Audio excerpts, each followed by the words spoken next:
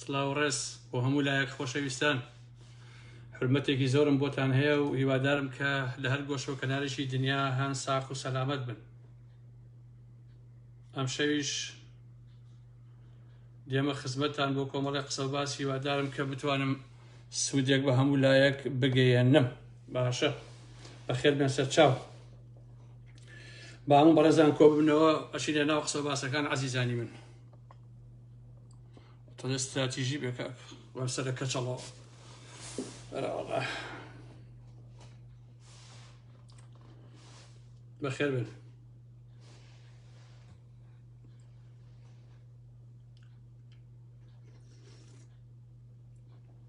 سڵاو سەر چاو یارە مەحمەد هاتن عەزیزانی من،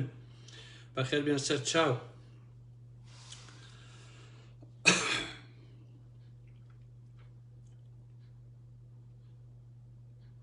با هەموو بەڕێزان کۆ ببنەوە، ماشینە ناو قسە و باسەکان عەزیزان.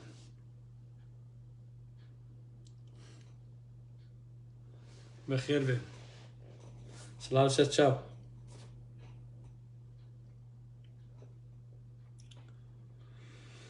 دەنگ و باسەکە خراپە، وەزعی کوردستان زۆر خراپە لەژێر دەستی پارتی وێچێتیە، لەبەرەوە ئەبێت ئەم شەویش کۆمەڵی قسە و باسکەین عەزیزانی من. بەخێر بێن. دوێنێ شەو کۆمەڵی قسە و باسم لە خزمەتی ئێوەیە عەرز کرد. هەندێک کەسی ناڕەحەت کرد، هەندێک دۆستیش بەجێ جۆرەکان بیرکردنەوەیان بۆ خۆی جیاواز بوو.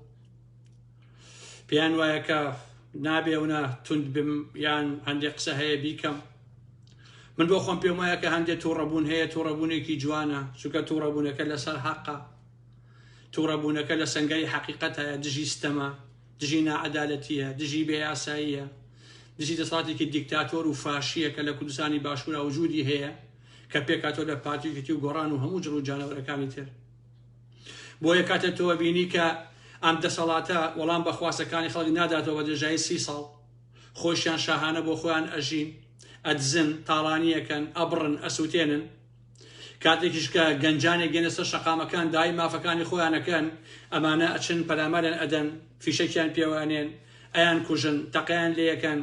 ئازادەکانیان زەوتەکەن. من لە بەرامبەر ئەمان ناتوانم بەڕاستی ڕەخنەکانم ڕەخنەیەشی وەکو ئەوانە بێ کە ماستاوەکەن بۆ پارتی وێچێتی، یا ئەوەی ناویان ناوە ڕەخنە بە گوڵوشی و ئالم بابەتانە. من هیچ کاتێک گوڵ بۆ جەلاد نابم بەڕاستی. عەزیزان و خۆشەویستان، من هەموو شتێکم ڕۆشنە لە بەرامبەر هەموو شتێکە. من بە درێژایی مێژوو هەتا ئەو ڕۆژەی مابم کار بووەوە یەکەم کە پارتی وێچێتی نەمێنن لە حکومڕانی لە کوردستانە. دەمەوێت لەو کوردستانی کە ناوی باشوورە پارتی وێچێتی نەتوان حکوومەتیان هەبێ، نەتوان حکوومەت بکەن.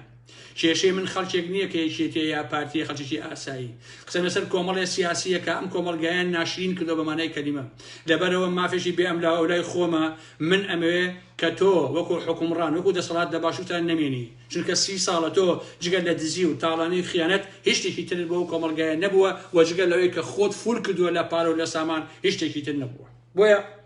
ئەمە ڕە و بیر و بۆچوونەکانی منە. و پێشم وایە کە ئەگەر ئەمانە بنەماڵەکانیان باوکو و کەسوکاریان باش بوو، نایە خۆشیان باشە بوون، چکە بڕوان بە پەروەردە هەیە. بەڕاستی پەروەردە ڕۆڵی هەیە لە حەقیقەتە. بەڵام ئەمانە باوشیان هەر کوشتیانە، هەر بڕیویانە، هەر تەعدایان کردووە، هەر بێڕێزیان کردووە، هەر سوکایەتیان کردووە، هەر کوڕی کوردیان کوشتووە، نەوەکانیشیان یا کوڕەکانیشیان هەمان ماتریالن، هەمان عەقڵ لە پێیان وایە کام کۆمەڵگایە مڵشی باوشیانە ئەبێ بە ئارەزی خۆیان تەراتێنی تیاکە. من لێرەوە ئەم شەو وردە وردە ئەشمەنا و قسە و باسەکانی من خۆشەویستە. ئەم جیلانەی ئێستا بە تایبەت لی 2000ەکان هەتاوەکو ئێستا وەکو جیلەکانی ساڵی 90ەکان و 80ەکان بیر ناکەنەوە.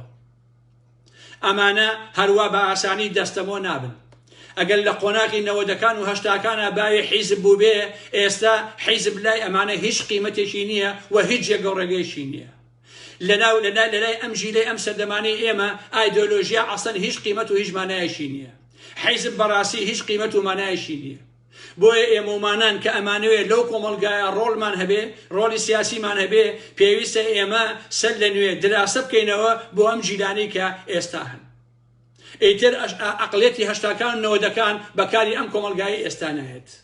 و دڵنیام لەوە هەر کەسێ نەتوانێت ئەم گەنجانەی ئێستا بناسێ وەکو یەکێتی و پارتی لە مەیدانی سیاسیە ئەدۆڕێ و مەحکومە بە شکست. هەر لێرەوەیە کە پارتی یەکێتی تۆقیون لە شۆڕشی گەنجان، تۆقیون لەو گەنجانەی کە ئێستا لەسەر شەقامەکانن، چونکە ئەمانە بەیت و بالۆرەی کوردایەتی و بەیت و بالۆرەی شاخ و بەیت و بالۆرەی کورد و بەیت و بالۆرەی نازانم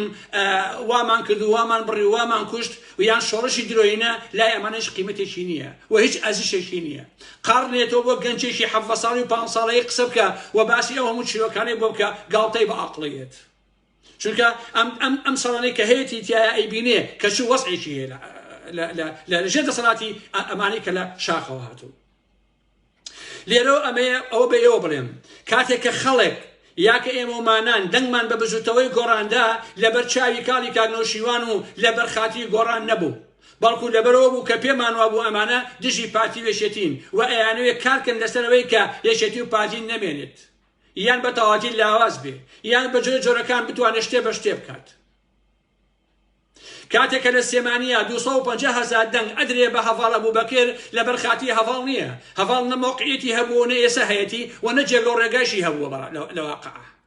بەڵکو خەڵک لە داخی یەکێتی دەنگیان داوە بە هەڤاڵ و بە بزوتەوەی گۆڕان. ئەمە ڕاستیەکەیەتی. خەڵک لە دژایەتیکردنی یەکێتیە بۆ ڕسواکردنی یەکێتی دەنگی داوە بە هەڤاڵ و بە بزوتەوەی گۆڕان، نەک لەبەر خودی گۆڕان و لەبەر خودی هەڤاڵ بێ. خەڵک هەر نەیانزانی هەڤاڵ چییە. ئەگەر لەم قۆناغی ئێمەی شاخەڵکانێک دەنگیان داوێ بە شاسوار و بنەوەی نوێ لەبەر ئەوەیە کە کۆمەڵێک قسەی کرد دژی پارتی و دژی یەکێتی ئەجینا خەڵک قەناعەتی بە نەوەی نوێ و بە نازانم شاسوار و ئالەم بابەتانە نییە.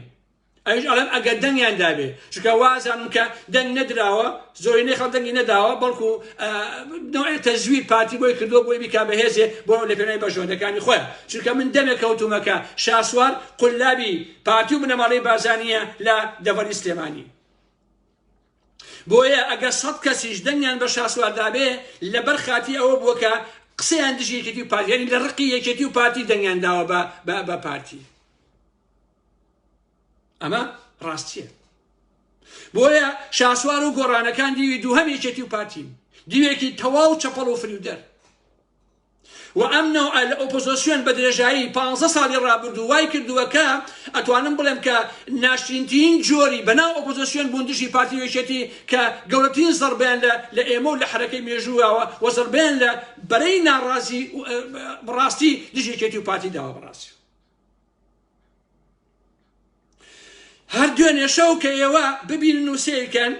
پاڤێڵ کوڕی جەلال تاڵەبانی کۆمەڵێک لە چەتەکانی دەباشانی نردووە کاروانی عەلی شاماریان ڕفاندۆ لە باڵەکەی خۆیان بە شەرتێ ماڵی کاروان کە لە شوقەی سیتیە نازانم قەیوان سیتێکەیە لەگەڵ ئەژی دەستگای زانیاریە یەک شوقیان فەرقە بینە با بڵێن، بەڵام ڕفاندویانە خەڵتانی خوێنیشیان کردووە فریمەکەمان بینیوە کە ماڵەکەی چۆنە لەگەڵ سێ کەسی تر دیارەمە ئازاریان داوە. قارەمانی ئەم چالاکیش کەسێکی نەخوێنەوار و ناحاڵیە بە ناوی هەکاری لە دژە تیرۆر کە شەو هەڵیان کوتاوە جامی پەنجەرەیان شکانوە پەلاماریان داوە ئەو کوڕیان ڕفاندووە. ئێستا یەکێتی لە دەڤەری سلێمانیە بووەتە چەتەکانی سەردەمی ملازم مەحسین و ملازم مەحسین.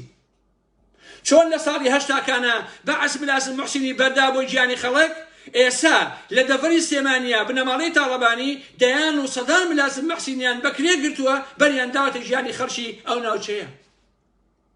هەر دوێنێ شەو زیاتر لە 130 گەنجیان ڕفاندووە و زیندانیان کردووە. کەسێک بە ناوی وریا براخاس ڕفاندویانە لە هەڵەبجە ئێستا لە زیندانایە کە پێشمەرگەی دێرینە بە دێژاوی هەموو تەمەنی. لە کاتێکا کوڕی ئەم وریا براخاسە پەیجەوانی پاڤڵە و کار بۆ پاڤڵەکات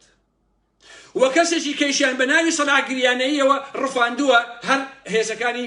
یەکێتی. ئەمەیە حاڵی چەتەکانی دەباشن. بزان ئەمانە چۆن گۆڕ بۆ خۆیان هەڵەکەن عەزیزانی من. ئەمانە وا تێگەیشتون ئەگەر بە فڕاندن و بە کوشتن و بە زیندانیکردن وازان ئەتوانن درێژە بە تەمەنی خۆیان بدەن. نازانن کە ئەمانە تا چەنە تەعدا لە خەڵکن تا چەنە خەڵک بڕفێنن ئەوەندە گۆڕی خۆیان هەڵەکەنن، ئەوەندە لە مەرجی حەتمی نزیشیان ئەبێتەوە. ئەمە ڕاستینی ئەوانە. هەمووشمان نەزانین کە ئەم گەنجانە بۆچی واکەن یا خەڵک بۆچی ناڕازیە. بڕۆسێری شێخ ئەحمەدی نۆکان کە بڕۆسێری هاوڕێی دارۆی شێخ نووری کە ئەمانە پیاوەکانی پاڤڵن کە دزی و تاڵانی بووەکەن. شێخ ئەحمەدی نۆکان کە پێم وایە یەکێکە لەو کەسانی کە ئەنساری ئیسلام و ئەمانە بووە، بەڵام ئێستا بووە بە پیاوی پاڤڵ تاڵەبانی بۆ خۆی ئەدزێ و ئەبرە و تاڵانی ئەکات لە نۆکان. هاوڕێی دارۆی شێخ نووری کە باوکیشی تامرد هەر دزی کرد. نەرمین عوسمانی دایشی کە تاوەکو ئەمڕۆیش هەر خەریکی دزی و تاڵانیە، کە ئەمانە عایلەویش لەبارەی ئەخلاقیەوە لاتن لە ڕاستیە، ئەخلاقی سیاسی و کۆمەڵایەتیان سفر بووەتەوە. کەسێکی وەکو هاوڕێ بە بەرچاوی خەڵکەوە مانگانە 600 تا 700 هزار دۆلار پارەی دەسەکەوێ بە قاچاقچێتی کە سەرپەرشتی قاچاقچێکەکانی پاڤڵی جەلال تاڵەبانیەکە، ئەبێ پاڤڵ خۆی مانگانە چەندی پارە دەستکەوێت. باشە سەرکەوتی کوبە ڕاوێژکاری ئەمنی پاڤڵ تاڵەبانیە، بۆیە حاڵی پاڤڵ تاڵەبانی جوانە. سەرکەوت کە تا لە ناویەکی یابدینی ئەمن بوو کوشتی و بڕی و تعدای کرد، ئەوەش حاڵەکەیەتی کە ئێستا بین و نامی خۆم لە قەرەی بدەم. باشە لەبەرەوەی بەشایانی ئەوەی ناسانم ئێستا ئەو جێگە و ڕێگە بۆ پاڤڵ دانێ، بۆیە ئەوە حاڵەکەیەتی. سێری خوێندکاران کە لە هەموو شوێنەکان، حتا تۆ سێری هەولێر کە خۆشەویستانی من خوێندکارانی کۆلیژی پزیشکی ئەیانەیە بێنە سەرشەقام تەواوی دەرگای زانکۆکان لەسەر داخرێ ناڵ بێنە دەرەوە هی و کۆلیژە لە بارینانیش هەر بە هەمان شکڵ، چونکە یەکێتی و پارتی لەوە تێگەیشتون کە ئەم خەڵکە بە کاسبکاریەوە بە دەوڵەمەندیەوە بە هەژاریەوە بە قوتابیەوە بە ژن و کچیەوە ئەم دەسەڵاتی ناوێ ڕەت یەکاتەوە و ئەمانە بە زۆر حکمی خەڵک ئەکەن. خەڵک ئەمانەی ناوێت. ئەمڕۆ بینیتان شاسواران چۆن تڕۆ کرد لە ناو خەڵکە، وتیان بڕۆ بابە بە فیکە و بە هاهۆ دەریان کرد، چونکە ئەمانە ئیتر تێگەیشتون کە ئەمانە خەریکی کاری بازرگانی بزنس و پارەپەیاکردنن، هیچ قیمەتێکیان نییە. ئەمانە خەڵکێکی بێعەسڵن بێنەسەبن بەڕاستی. ئێوە سێری بژوتەوەی گۆڕانکەن خۆشەویستانی من، لە حکومەتە چەتەگەریەکەی مەسوول بازانیە ماوەتەوە، چەڵاوەکەیەخوا پیاوی مەسول و نێشیرن، لەم لاوەڵەیە ئێمە لەگەڵ خەڵکەین، ئێمە لەگەڵ ناڕەزایەتیەکانین. شەریکە دزی ئەو دەسەڵاتەیە کەشی ئاوا درۆکە هەتا ئەڵێ ئێمە بۆیە لە حکومەتەمانێتەوە لەبەر خاتی خەڵک، وازانە خەڵکی ئیشوکاری نییە دانیشەی گوێ لە عومەری سەی عەلی و چیا و نماینەوە شۆن سەفا بگرێ، ئێوە لێبوونەتەوە. ڕاستیەکەی من تێناگەم کە ئەمانە بۆشی ئەو نەبێحیان، تێناگەم ئینسان چۆنە بێت تا ئەو سنوورە بەڕاستی بێشەرم و بێحیا بێت. ئێوە ڕسوا کراون، ئێوە چێن تا باسی خەڵکەن، چێ گوێ لە ئێوە ئەگرێ جگەل لە کۆمەڵی خەڵکی بەکرێ گیرا و چەورە کە پارەتان لێخۆن و خۆشیێنن وەکو سەپڕی لاورک. بۆیە نەگۆڕانەکان و نەشاسوارەکان بۆیان نییە دەم لە کۆمەڵێ مەوازە بکتن، چونکە لەگەڵێکی پارتیە دوو دیوی یەک پارە. ئەمەوێ لێرەشەوە ئەوە بە ئێوە بڵێن بێعاترین و بێحەیاترین کائین هەڤاڵ ئەبوو بەکری پارێزگاری سلێمانیە، بەس یەکێتی باشێناسی کە پێیەوت هەڵەوە ڕووکۆنە باسی. ئەم پیاوە ئەوەندە بێعارە، 3 ڕۆژە لاوانی ئەو شارە ئازار ئەدرێن، هاوارەکەن تا ئێستا کەس نازایان لەکوێن بەشەرە. باشە لێرەوە من ئەوەندەی کە لەم بەرەی بەناو معارەزەیە تووڕەم پارتی وێکێتی و شاسوار و ئین پارتی و شاسوار و هەواڵ و چوچە لەم بابەتانە ئەوەندە لە خودی یەکێتی پارتی تووڕە نیم، چونکە ئەوەن دیارن کە چ ماتریالێکی چاپەڵن لە کۆمەڵە دەمێژوو ئێمەیە. من هیچ گومانم لەوە نییە ئەم گەنجانەی ئەمڕۆ یان سبەی کۆتایی بەم دەسەڵاتە ئەهێنن، ئەم دەسەڵاتەی کە ئەژنۆی شکاوە وەکە بەدەما کەوتووە. ئەمانە خۆیان خوێنەوارن و خۆشیان ئەزانن چی بکەن و چه بڕیارێ بدەن، دەزانن کەی کاتی ڕاپەڕینە و چۆن شەریف لە ناشەریف جیا بکەنەوە، چێ ئەتوانێت حکومەت بکە و چێ ئەتوانێت نەیکا، چێ پاکە و کێ پیسە، هەمووی ئەزانن. من بابەتێکی ترم بڵاوەکەمەوە دوایی لەسەر عەلی و ئەمانە عەلی حەمەد ساڵحوانە کە شرۆڕێکی خراپ ئەبینن. باشە عەلی هەر ئەسێ دوێنێ ئەڵێ قوبات تاڵەبانی قسەم لەگەڵا کردووە ئەوێ ئەو کەسە بخاتە زیندانەوە کە شەقی لە خەڵک هەڵاوە، بەڵام ئەمڕۆ چەندین کەسی کە بریندار بووە بە فیشەکی هێزەکانی قوبا تاڵەبانی علی لێرەوە خزمەتی پاڤێڵ و نۆکان و بنەماڵی بازانی بکەم چونکە پاڤێڵ و قوباد و نۆکان و ئەمانە ئێستا بوون بە پیاوی پارتی و بنەماڵی بازانی بۆیە علیش نۆکەرایەتیەکە بۆ قوبا تاڵەبانی بۆ هەموو ئینسانێکی عاقڵ ئەزانێ کە ئێمە لە حەڤەی شوباتە 10 شەهیدماندا 500 کەس بریندار بوو 2000 کەس زیاتر گیرە لە زۆربەی ناڕەزایەتیەکانە کە هەمومان ئاگادارین دەیان کەس بریندار بووە هەتا ئێستا یەک بکوش یەک کەس لەوانەیە ئازاری خەڵکیان داوە نەگیراوە بۆچی عەلی لەم کاتایە قسانەکە یاریەکەی ڕوونە یاریشی مخابراتی پیس بە قازانجی پارتی و بە قازانجی یەکێتیەکەی دەباشان کە بوونەتە نۆکەری پارتی و بنەماڵی بازانی ئەمەیە کەسانێک کە خۆیان بن خەڵکی ناڕازیە زانن و ئەمە ڕەفتار و ئەمە کارەکانیانەکە بە قازانجی دەسەڵات ئەو کارانەکە گەنجانی کوردستان چۆن تووڕە نابێ فاخیری قەیوان و شێخ تۆفیقی برای بوونەتە ملیاردێر لەسەر خوێنی ئەو خەڵکە ڕەشەوت و قڕ بەسەرا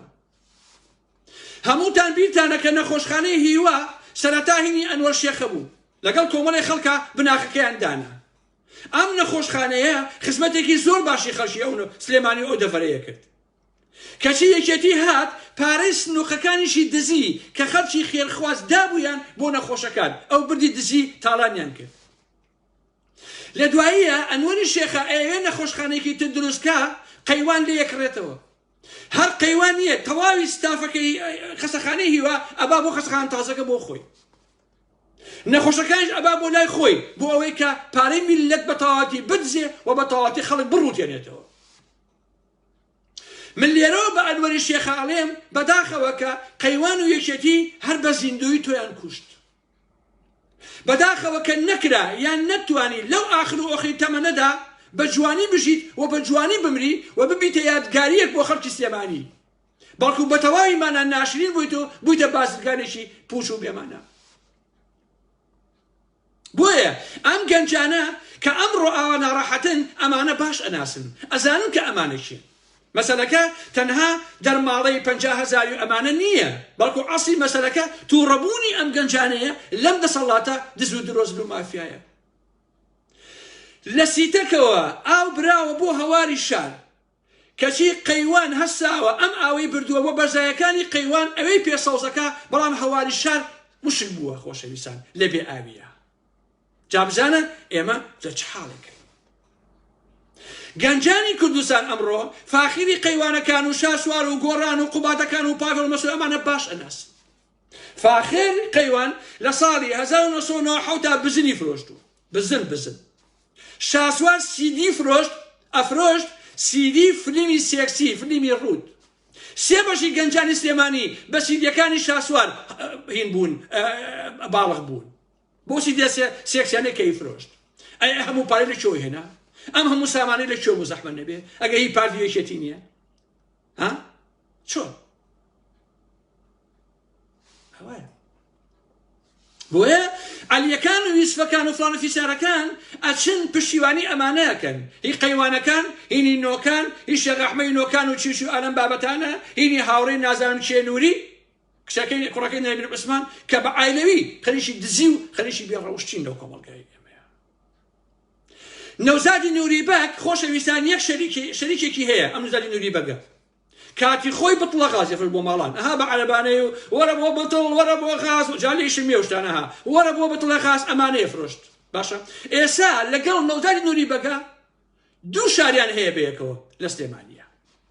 بە پارەی دزی و تاڵانی ئەم مەسئولانە خۆی چی خۆی نییە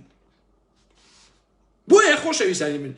ئەمانە کۆمەڵێک ئینسانی دز و جەردە و مافیان تا دوا دیناری گیرفانیان هینی ئێوەیە هینی خەڵکە هینی ئەو گەنجانەیە کە ئێستا لە شەقامەکانی سلێمانی و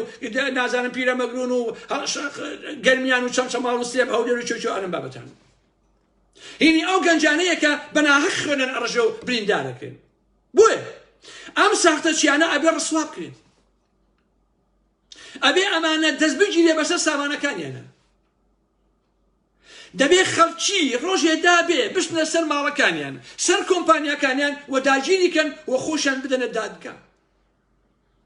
دەبێ ڕۆژێ دابێ خەڵکی پەلاماری دەباشان و قەڵاچوانان و گردەکەی گۆڕان و شاسوارەکان و ئەوانە بدات دەبێت ئەمانە و ئاواتی شێخ جەنابەکان و مستەفای سێ قادرەکان دادگایی بکرێن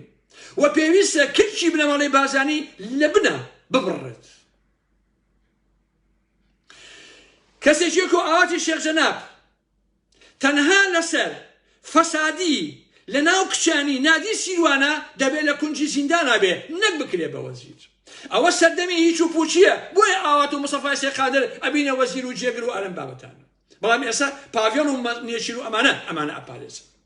بەڵام ڕۆژێ دادێ پاڤیۆن ناتوانێت خۆشی بپارێزێت. وەکو ئێستا چۆن کونە مشکی دێ بۆتە قەیسەری وەک جنجی گەڕ و گول لە کون خزاوە تەنها نۆکەرەکانی ئەنێرێ بۆ تەعداکردن لە خەڵکو و تەواو. هەرچەندە کاتێک کە من ئەم قسە ناکەم دڵنیام لەوە کە ئەم کۆمەلگای ئێمە لە بەرامبەر ئەم هەموو پۆخڵەواتی پارتی وێکێتیە پڕە لە ئینسانی جوان، پڕە لە ئینسانی خاوەن کەرامەت، پڕە لە ئینسانی بەهەیبەت. ئەوانەی کە ناڕزاتی دەدەبڕن ئەمڕۆ، ئەوانەی کە لە شەقامەکانی کوردستانە گیانباسی ئەکەن، شەون و خونی ئەچێژن، ئازار ئەدرێن، بێڕێزیان پێکرێ، شەریفترین مرۆڤە جوانەکانی دنیای ئێمەن. هەر لەو سلێمانیە کابرایەکی جوانی وەکو جەمالی حاجی ڕەشی هەیە کە باشترین نەخۆشخانەی بە پارەی پاچی خۆی کردوتەوە نەک بە پارەی دزی، بەڵام پێشکەشی کردووە بە حکوومەت. دڵنیام لەوە زانکۆکانی کوردستان جگە لەوانەیە کە خۆیان فرۆشتووە پڕە لە ئینسانی جوان چ قوتابی چ مامۆستا، بەڵام چەتەکان سەرکوتیان کردوون، حیزب دەخاڵەت دەکا، ئەندام کومیتە خۆیەکا بە دادوەر و بەچی و بەچی و ئەلەم بابەتانەیە. باشە وەیە کۆمەلگای ئێمە هەمووی ناشرین نییە، پڕە لە جوان، بەس پۆخڵەواتەکەی لەبەرەوەی میدیای هەیە پارتی وێکێتی و گۆڕان و ئەلەم بابەتانەیە بۆیە وا دەرەکەوێ کە هەموو کۆمەلگا پڕە بۆ لە ناشرینی. لە ڕاستیاوی کە ناشرینە پارتی وێکێتی و هاو ئاخوڕەکانێتی نەک خەڵکی بە شەرەفی کوردستان. وەرن خۆشەویستان، ئەنجومەنی وەزیران هەڕەشەیەکی تند ئەکا لەسەر ئەوەی کە گوایە ئاڵایان سووتاندووە و ئاڵا بە پێوە لەسەری ڕاوەساون و ئەلەم بابەتانە. جارێبانەوە گەڕێ کەس ئاڵای دانەگرتووە وە کەسیش نەیسووتانووە وە کەسیش پێلەسە دانەناوە. ئەوەیشی کە ئەمڕۆ پیشاندرا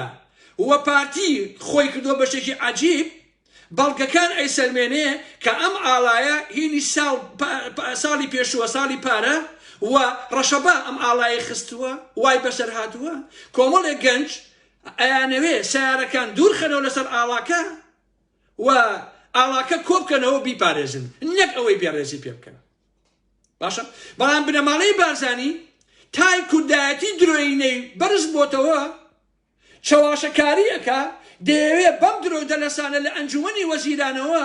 عەتفی کۆمەڵی ڕەشەڕوت و داما و بجوڵێنێ بڵێ ئەوە تا سوکاتی بە ئاڵاکەن و بەشیوانم بابەتانە. لە کاتێکە ئەوە کوتم پار ڕوویاوە ڕەشە باخستوێتی. ئەو گەنجانە گەنجانێکی جوان ئەیانەوێ کۆیکەنەوە بۆ ئەوەی سیاری بەسەر نەڕوا و بێڕێزی پێ نەکرێت. بەڵام ئەمانەیەن ئاوا درۆکەن بۆ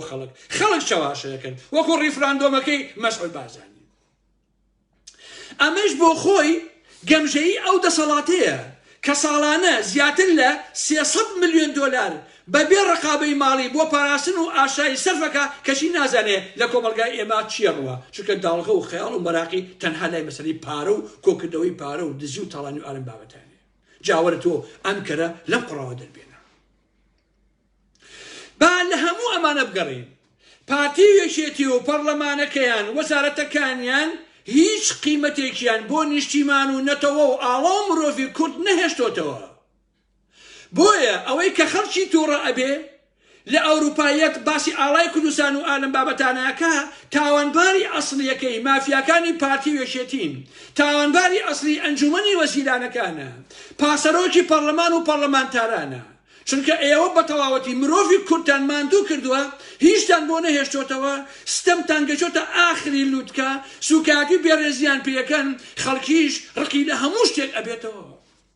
ئێوە پێتان وایە ئەو هەموو کوشتنە لە کۆمەلگای ئێمە ڕوئەدا لە هەولێر لە سلێمانی بۆ چییە؟ عەرەبانچی بۆ عەرەبانچیە کوژێ، لەسەر پارچیت بۆ یەکترە کوژن. بۆچی کابرا فڵانە ژنە کوژێ و ژن فڵانە پیاوە کوژێ؟ لەبەرەوەی کە ئینسانەکانی ئێمە ماندوون، ماندووی دەستی یەکێتی و پارتین، ماندووی دەستی چەوسانەوە بێدادین. ئەو خەڵکە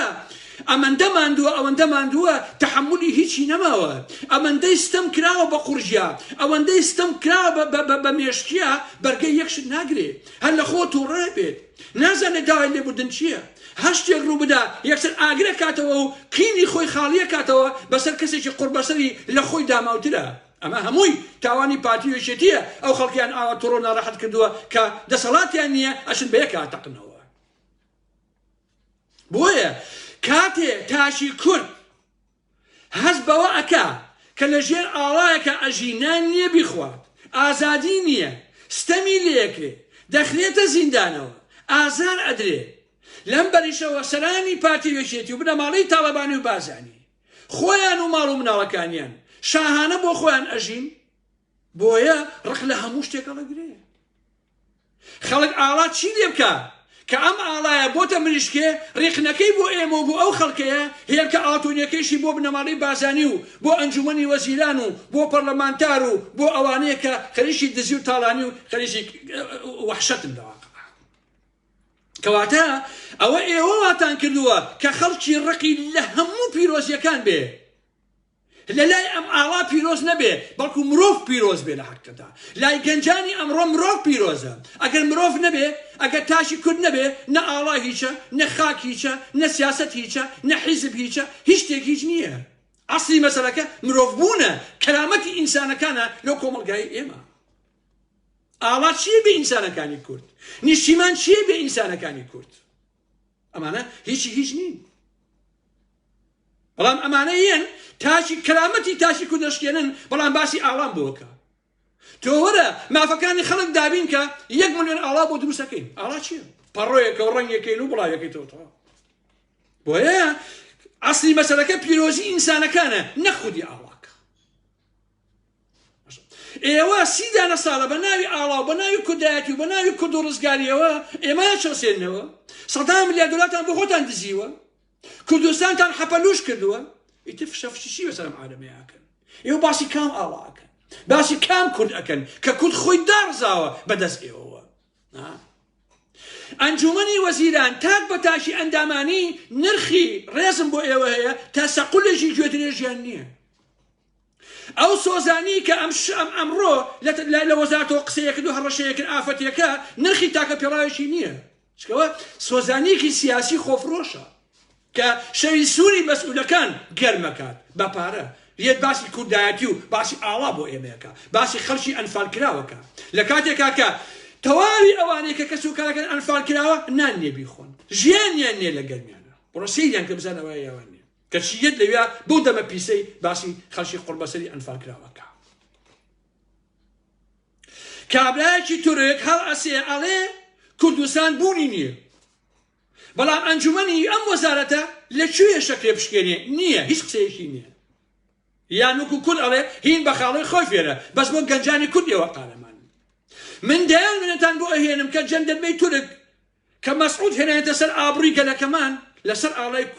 کوردستان دانیشتون پێڵاوەکەی سەری ڕسمی پێ بدە بڵاوی کردێتەوە بەڵام پارتی نەیوەراوە یەک قسە بکات لە بەرامبەر ئەوانە بەڵام یەک درۆ بۆ گەنجەشی کورد ئەکات ئەمانە ڕێوی دەرەوەن و شێری ماڵەوەن بۆ ژیانی خەڵک ئێوە هەر کاتێ شەهامەتتان هەبوو بە فاشیەکانتان وت بە تورکتان وت نەخێر کوردستان هەیە و ئەمە ئاڵای ئێمەیە و ئەو کاتە ئەتوانین دوو قسە بکەین لە ڕاستیە ناتوانین کەواتە کوردایەتی و کورد و نیشتیمان و ئاڵا و ئەمانە بە ئێمە مەفرۆشنەوە ئێمە لەوانە تێر بووین گەنجانی ئەمڕۆ لەوانە تێپەڕیوە لەوانە تێر بووە ئەوەی کە ڕێزی ئەو شتە لە ناگرێ بازرگانی بەسەرەوەیەکە ئەوە ئێوەن نە خەڵکی کوردستان ئەمە ڕاستی نییە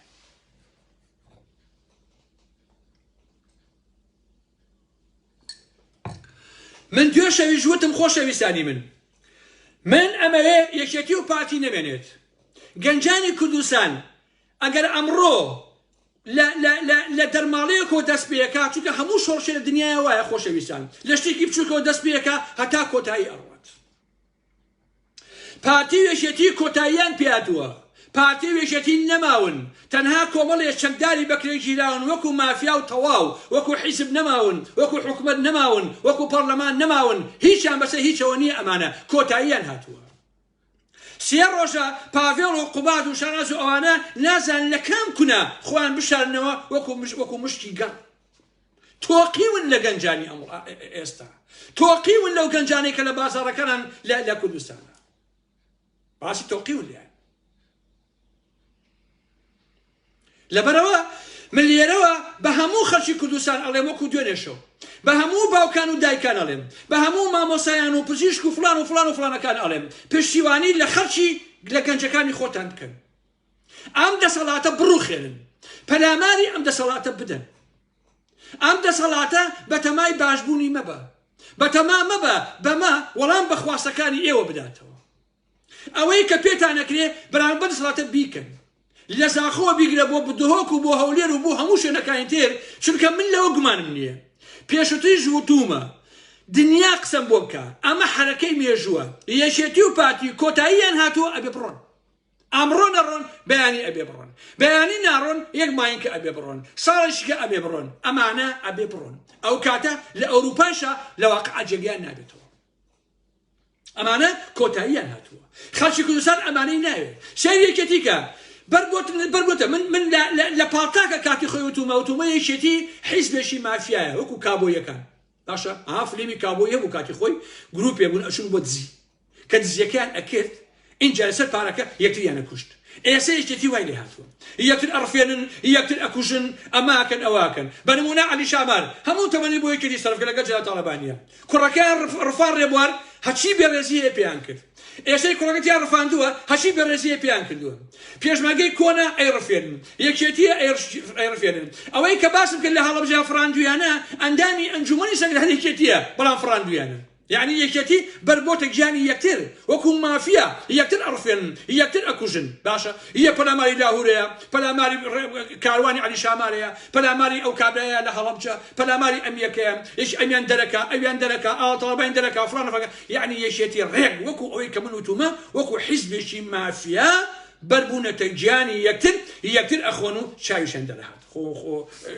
ئێمە بۆمان کێشە نیە لە ڕاستیە کەیفی خۆیانە یەکە کوژن یەکە بڕن یەکە سووتێنن مشکلەی خۆیانە لەسەر مەسەلەی لاهووری شێخجەنگی دوو سێ قسە بکەم ئەگەر من لاهووری شێخجەنگی بوومایە بڕواتان هەبێ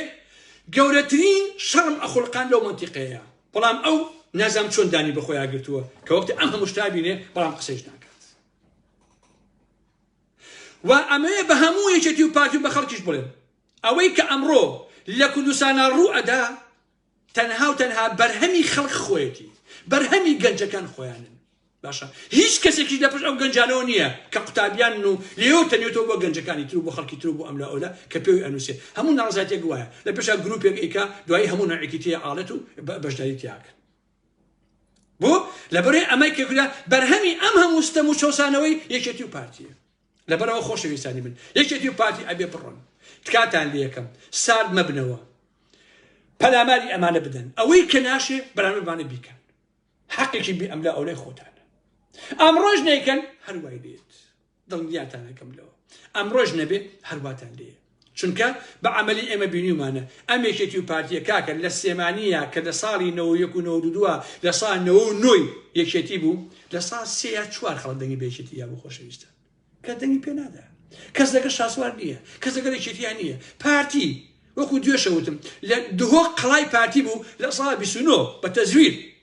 دەنگیاوە کەس دەنگ نادا هەولێر بە هەمان شکەوە بڕواتان هەبێ ئەگەر یەک تۆز ئازادی هەبێ پارتی و یەکێتی لەو هەولێرەیە هەزار دەنگ ناهێنن تەنانەت چەتەوڵەکانی دەوری خۆشیان دەنگیان پێ نادەن باشە ئەمە واقعە ئێوە مێژووتان تەواو بووە مێژووی ئێوە بەڕاستی کۆتایی پێ هاتووە ئێوە بەسەر چوو تعدا لەو هەموو گەنجە جوانش مەکەن لە سلێمانیە لێتان خۆش نابین هەموو ئەو کەسانەی کە وەکو ئەو لێرگەرمیانیە کە پەلاماری ئەو گەنجانە ئەدا ئێوە ناوتان لە مێژووی نووسراوە وەکو بکوش وەکو تاوانبار وەکو مجریم و ئەوەشی کە تعدا لە خەڵکەکە ئاسایشە و لیواکانی یەکێتیە بەڵام لە سەر و ئەمانە ئەوەی تعدا لە خەڵکەکە هەر ئەمانە نییە بەڵکو سەری مارەکە پاڤێڵ و قوباد و شاناز و مەسرور و مەسعود و ئەم بابەتان یعنی ئەمانە تاوانباری ئەسڵین ئێمە نابێت لە پشکۆلەکان هەڵچین کابراایکی نەخوێنەوانی گەمژەی وەکو ئەو دلێر گەرمیانیە کە قسە لەگەڵ هیناکە لەگەڵ بۆ دەمە پیسەیەوە قسە لەگەڵ کاکە ڕەشدەرەکە ئەو هەموو جوێن و سوکاتی ئەدا کەشیە لە باوکم مامۆسایە باشە کاکە ناویشە دلێر گەرمیانی ئەگەر باوکی تۆ مامۆسایە ئەی چۆن ئەم باوکەی تۆ هەم باوک بۆ مامۆسا بووە چۆن تۆزێ فێری ئەدەبی نەکردووی کە بە ئەخلاقەوە بژیت کە بە ئەخلاقەوە قسە بکەیت کە شەق لە خەڵکی بەدەسەڵات نەدەیت ئەم باوکەی تۆ باوک بۆ مامۆساش بووە بەڵام نەیتوانێت یەک تۆ تەربیەتی تۆ دابدا نەیتوانێت تۆزێ فێری ئەخلاقەکە ئەوە باوک بۆ تۆ هەو بووە ئەوە باوک نەبووە لە ڕاستیە باوک ئاوا نییە باوکی تۆ مامۆسا نەبووە تۆ مامەیەکە هەیە بە قوربانێ بم لەسەر مناڵبازی دەرکراوە لەسەر مناڵبازی تۆ برات هەیە هەموو تەمەخەرێکی دزی بووە تۆ هیچ شتێک نازانی ئەو هەموو جوێنە بە ڕەشبەر گراوی ئەدەی باشە بەڕژە گراوی ئەم هەموو جوێنە ئەدەی و ئازانی بەمە ئازایەتی ئەنوێنی ئەوە پەروەردەی بنەماڵەکەت پیشانی هەمومان ئەدەی بەو جوێنانە بەو ژرانەت واتە ئاوا پەروەردەکراوی دایک و باوک و کەسوکایت و ئاوا توان پەروەردە کردووە پەروەردەیەکی نادروست پەیوەندێکی وحشەت پەیوەندێکی خەتەر باشە من دڵنیام لە تۆ کە ئێستا خۆ بە پیاوی پاڤێڵی جەلات تاڵەبانی ئەزانی بەیانی حەشتی شعبێ ئەوێ پیاوی حەشتی شعبیت بەیانی هەر کەسەی بێتە کوردستان حاکم بێ تۆی بە پیاوی و شەقۆشیچکە ئاوایە لە ڕاستیە بۆیە من دوێشەی وتم هیچ ئاسایش و پۆلیسێ لای من ڕێز و تەقدیری نییە چونکە ئاسایش و پۆلیسیش حتا لەگەڵ سەربازە جیاوازی هەیە سەری شەڕی ئێران و عێراقکە هەموو سەربازەکان ئەچون خۆیان هەیە بە کوشت کەچی ئەمن و ئاسایش و پۆلیس هەر خەریکی دزی و تعداکردن لە خەڵکەکەی خۆیان بوون ئاسایش و پۆلیس پارێزەری دەسەڵاتە پارێزەری خەڵکی کوردستان نییە لە هەموو دنیای شاوایە خۆشەویستان لە هەموو دنیایە ئاسایش و پۆلیس پێی ئەڵێن سەگی سەرمایە مارکس وای پێڵێ ئەڵێ سەگی سەرمایە بۆیە ئاسایش و پۆلیس سەگی پاتیویکی تێ لە کوردستانە ڕەبتی بە پاراستنی ژیان و ژیانی خەڵکەوە نییە لەبەرەوەیە کە ئێمە ڕقمان لە ئاسایش و ڕقمان لە پۆلیسە جا هەر کەسێ پۆلیس بێ هەر کەسێ ئاسایش بێت ڕەنگە خەڵکانێ هەبێ بۆ تیکێ نانوێ بە ئاسایش و پۆلیس بەڵام کەیفی خۆیەتی ئەتوانێت نەبێت شی کارێکی ترکە مشکلی خۆیەتی باز ئەوەیە ئاسایش پۆلیس یعنی ئەمە لەبەرەوە ئەوە قسەی قۆڕە وەختی ئاسایشێک پۆلیسێ وڵا کاکە ئێمە ئاسایشی خەڵکە پارێزین درۆکەی تۆ گۆپاڵێکی بەدەستی پاڤێڵ و قوباد و شاناز و ئەمانە و مەسرور و مەنسوور و بەلا مەسعودەوە بۆ شۆستاندنەوەی خەڵکەکەی خۆت بەیانی کوردستانی تووشی شەڕێ بێ پێشمەرگەی فەقیر و داما و خۆیە بەکوشت تۆ هەر خەڵکی تعداکەیت وەکو وەسا حەسەنی گەشتکار و فڵان فیسانەکان چکە تۆ پارێزەری ئەمانی نەک پارێزەری ئەو وڵاتی ئەو کاتێش کوڕی خەڵک ئەچێ لە بەرامبەر ئەمە ئەوە خۆیان بەکوشت بەناوی پێشمەرگە و سەرباز و ئەنە باوتەرە ئێوە هەر خەریکی پاراستنی ئەو دەستە و تاقمان لەبەرەوە هەمیشە بڕواتان بە ئاسایش و پۆلیس و ئەمانە نەبێت ئەمانە کە بوو بە ئاسایش یعنی هیچ من سەلام ئەناسن ناوی نابم ئەڵێ کاکە من 5-6 شەهیدم لە عایلەکەما هەیە ئۆکەی ئەگەر تۆ 5-6 با ناویشی بەرم خێناکە کاکە هین ناوی چیت خوا ئەمەی بریکاری وەزارەتی ناوخۆ کاک چەتۆ 5-6 کەس لە عایلەکەیان شەهید بووە خۆشەویستان من ڕێزم بوو هەموو کەسانێک کە شەهید کراون ئەگەر کاک چەتۆ بە نمونە ئەیهێنمەوە ئەگەر تۆ 5-6 شەهیدت داوە لە بنەماڵەکەتا بۆ شیوی بریکاری وەزارەتی ناوخۆ بۆ شیوی بە پۆلیس و فڵان و فیسار و ئانم بابەتانە بۆشی بۆ خۆدانانیشی خەریکی ژێرەی شەرەفەتمەندانە بیت بۆ مێژووە ئاوا لێ ئەکەن کە ببنە جێگەی قسە و باسی خەڵک چ پێویستیت بەمانە هەیە بۆ ناڕێی بۆ خۆشێنەکە وەکو ئینسانێک بژیت و دوورکەویتەوە لەم فۆزا و لەم کارە قێزەونە کە ناوی پۆلیسی و بریکار و وەزارەت و ئەلم بابەتانە وەزارەتی چی کاکی خۆم بریکاری چی چاوەڕاستەکەی وەڵڵاهی من وەکو ئێوە 5 شەهید بدەم ئەسڵەن بێزم نایە وەڵامی قوباد و پاڤێڵ و چێوچێ هیچ کەسێک بدەمەوە لە کۆمەڵگای کوردستانە ئەچمە بم بە بریکار ئەبم بە وەزیر بەڕاستی نابم ئێوە خەتای خۆتانە کە خەڵک ناوتانە بە بەڕاستی ئێوە خۆتان دائنیشن ئاواکەن کە خەڵک ناوتان بە خۆتان مێژوەکان ناشری نەکەن خۆتان ڕێز و خۆشەویستی قایل نین بۆ شەهیدەکان لە حەقیقەت بۆ پارەش بێ پارە ئەوە نایەنێت ڕێگەیەکی تۆ بۆ پارە و بۆ ژیانی خۆ ئەوە من لو كاتان ناكوجم من بهموت وانا مو هميشه كان لسر نماني يكتب بارتيه كم وكو حكمران نباشري كردستان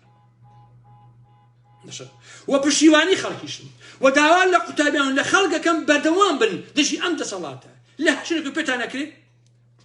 هل بس يخوتان هبه دجي بين ميدان ودجي امتى صلاته بين ميدان راستي شو قالي همو لايتان خوش بيت حلبتك زورم بو هموتان هي خواتان لقل عزيزان او اقصو باسكاني امشو بو هيوادارم كسبيني خلق زياتر وفراوانتر بجداري كن شو كم من دڵنیام کە یەکێتی پارتی نەماون خۆشەویستانی من ڕۆژێ دادێ کە ئەوەندەی نەماوە خۆیان ئێعتراف بە نەمانی خۆیان نەکەن کە هەر لە ئێساوە تۆقیون لە خەڵکی کوردستان تۆقیون یەکێتی پارتی خۆشیان نازانن چی بکەن من بە قوتابیان ئەڵێم یەکێتی و پارتی وەڵامی خواستەکانی ئێوە نادەنەوە ئەبێ بە شەق فێریان کەن کە وەڵامتان بدەنەوە بەردەوام بن لە خەبات و لە تێکۆشان شەو شۆگاتان خۆش بێت و خواتان لەگەڵ عەزیزانی